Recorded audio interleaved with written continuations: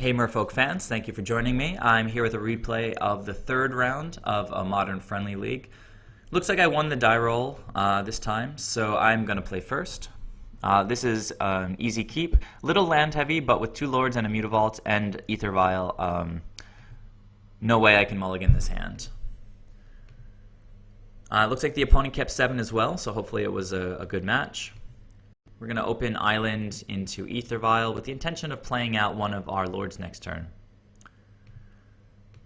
Opponent opens with the Scalding Tarn, going to 19 for a basic Island and Serum Visions. So we'll see what they do with that. Looks like they went bottom. Seems good to me. AEther Vial is going to go up to 1. Another creature, that's what we wanted to see. As I mentioned, we're going to run out one of these Island Walk Lords now.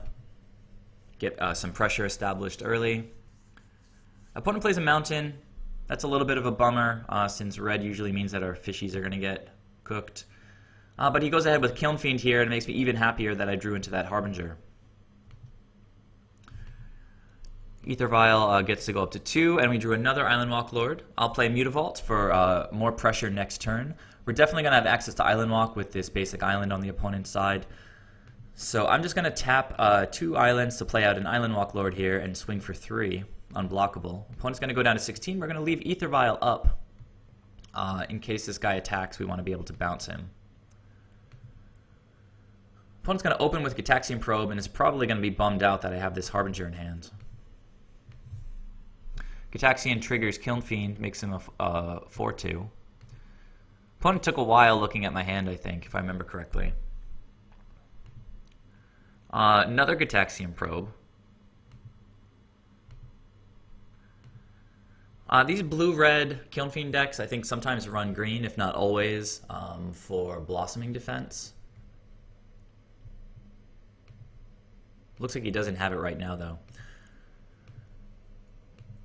Decides to attack. I'm going to activate AEther Vial. And it looks like the opponent scooped at that point. Pretty wise, I guess.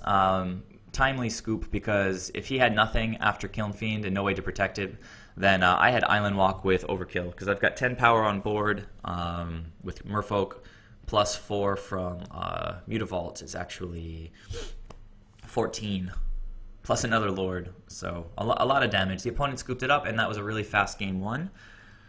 Merfolk, I feel like we have a great matchup against these blue-red Kiln Fiend decks, especially with the 3rd Dispel that I added to the sideboard, which definitely came in for game 2 here. Let's go ahead and adjust the chat. Opponent's going to be on the play this time.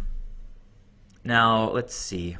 4 lands is a little clunky, but Mutavault is great.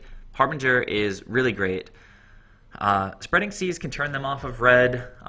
Basically, the most important thing about Spreading Seas right now is that it cycles. Spreading Seas is a card that I think I cut in this matchup sometimes. I'm not exactly sure what my sideboarding plan was for this matchup, this particular round. I think I'm still trying to figure out what the precisely best plan is. I definitely cut the Master of Waves because he's too slow. This deck is super aggro.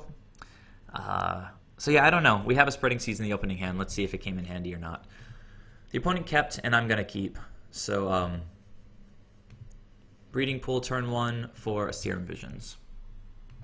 And looks like he went bottom. Island is pretty terrible. No 1-drops, so back to the opponent.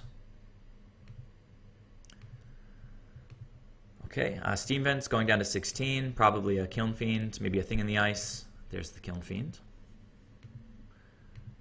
So going back to our turn. Not sure what's happening here. Okay, drew a Cursecatcher right on time.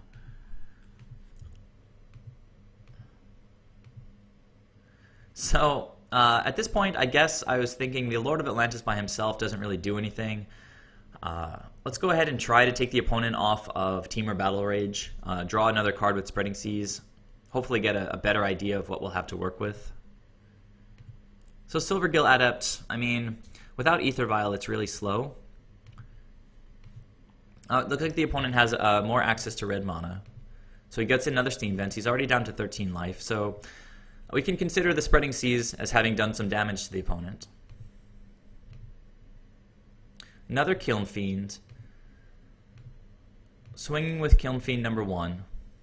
So these decks, these sort of combo decks, combo aggro decks, can draw really strange hands. I mean, you want to draw exactly like one Kiln Fiend and then a whole bunch of Temur Battle Rages and Mutagenic Growths. But it looks like the opponent just has Kiln Fiends in hand. And a 2-drop 1/2 is not that sensational.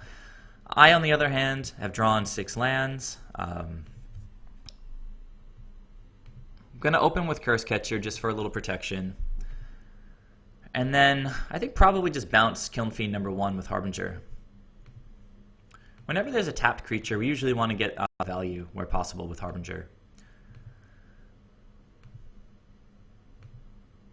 So one of the Kiln Fiends back in hand, 4 unknown cards in the opponent's hand, coming 5 now that he drew. Back to 4 since he played a mountain. Plays out the first Kiln Fiend again. And a Tarmogoyf. So very creature-heavy hand. Can't even attack with Kiln Fiend here. So slow stuff on their side, slow stuff on our side, but I feel like we're catching up at this point. Lead with Mutavault, and then go with one of our card-drawing spells. What's Silvergill Adept here? And with only creatures in our hand, we might as well leave Cavern of Souls up, I guess. It doesn't really matter which land I tap for Silvergill, I don't think, here.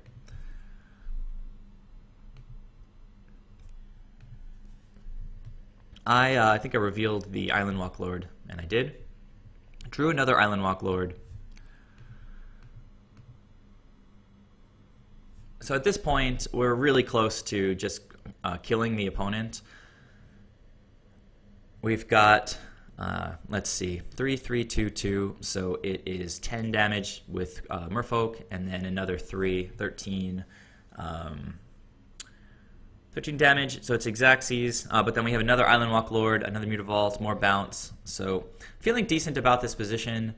The opponent hasn't gone for any buffs with Kiln Fiend yet, so odds are that he's just drawing into those kinds of things.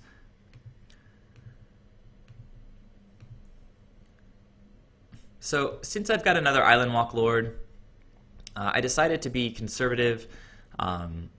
Leave back my entire army as blockers. The opponent didn't attack last turn. It's possible they just passed back to me for my turn, at which point I can just go for the win then. So again, opponent just passed through combat. Looks like they're drawing into nothing.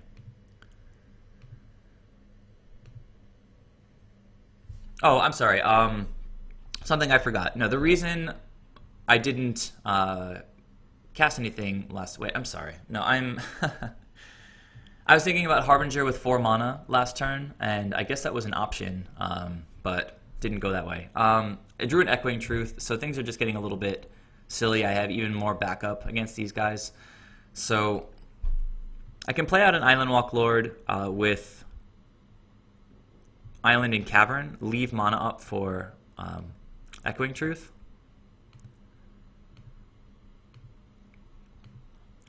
So there's the Island Walk Lord. We should have lethal now without even activating Mutavault because it's 3, 3, 4, and 4, so it's 8 plus 6 for 14. The opponent might have like a bolt for one of the Island Walk Lords, but the rest of the guys are going to get through. So again, I think I was conservative in this spot. There's sort of no reason to overextend. If I attack with one of the Lords and then he bolts the other Lord, this guy won't have Island Walk anymore. And then there'll be an instant in the graveyard. Tarmogoyf will be a 3/4, and he can just... Well, I guess even as a 2/3, he can just eat a 2/2 Lord of Atlantis. So I decided not to go for the Alpha Strike yet. I've got Echoing Truth to bounce 2 of these Kiln Fiends. Tricky decision, but in the end, putting the opponent down to 2 is good as well because they can't cast Gitaxian Probe for or Mutagenic Growth with Phyrexian cost. They have to actually pay the mana. So just making things difficult for the opponent. They just passed through. Oh no, wait, I just passed, and then the opponent, let's see what they're going for here. Okay, so they have a Swift Spear, way too many creatures this game.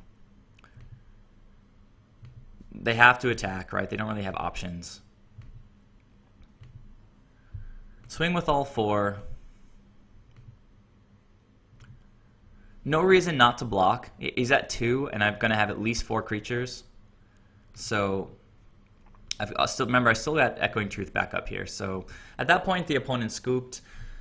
Yeah, so that was it. I played a little bit conservatively in that round. I didn't feel pressure. The opponent didn't seem to have anything, and I was sitting at 20 life for most of the game. Had Harbinger, had Echoing Truth, plenty of creatures, so no reason to overextend and potentially expose ourselves to a powerful counterattack. So that was round 3. Currently 2-1 in this league. Lost round 1 to Ad Nauseam, then played against some weird Abzan deck that mulliganed to 2. And now Blue-Red Kiln Fiend, pretty easy round for us. So yeah, let me know your thoughts on the matchup. Let me know your thoughts on my plays. And I'll see you in the 4th round. Thank you.